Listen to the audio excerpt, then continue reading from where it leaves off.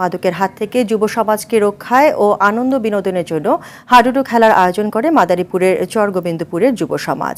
এতে অংশ নেয় শিশু কিশোর সহ বিভিন্ন বয়সের মানুষ। কালের বিবর্তনে হারাতে বসা জাতীয় খেলাকে রক্ষায় প্রশাসনের পদক্ষেপ চায় আয়োজকরা।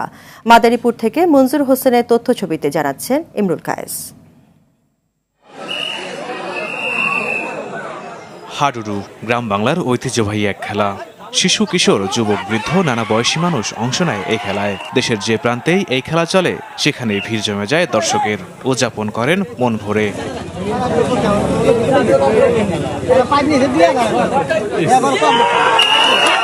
শুক্রবার মাদারীপুর সদর উপজেলার খোয়াজপুর ইউনিয়নের চরগোবিন্দপুর মধ্য সাত সমাজ এলাকার যুবকরা হাডুডু খেলার আয়োজন করে।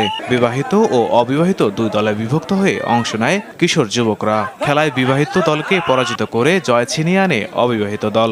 শেষে বিজয়ীদের মধ্যে পুরস্কার বিতরণ করা হয়। ঐতিহ্যবাহী এই খেলার আয়োজন করায় খুশি এলাকাবাসী।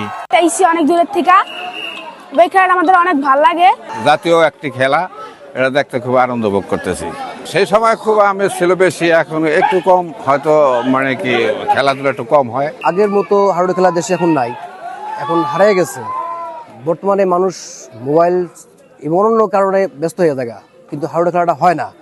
এখন এরকম খেলা যদি প্রত্যেক জায়গায় প্রত্যেকটা স্থানে যদি হয় হলে আসলে ভালো, আমাদের কাছে ভালো লাগে। আমার কাছে খুব আনন্দ লাগতেছে যে আমার দল চ্যাম্পিয়ন হয়েছে।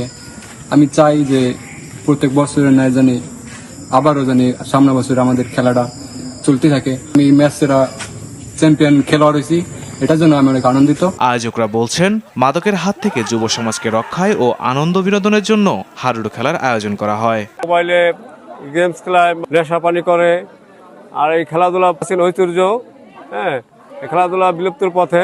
এখন আমাদের কাছে এই খেলাধুলাটা অনেক আনন্দ মনে হইতেছে। বিভিন্ন এলাকার মানুষ আমাদের এখানে খেলা দেখতে আসছে, ওরাও আনন্দ পাইতেছে।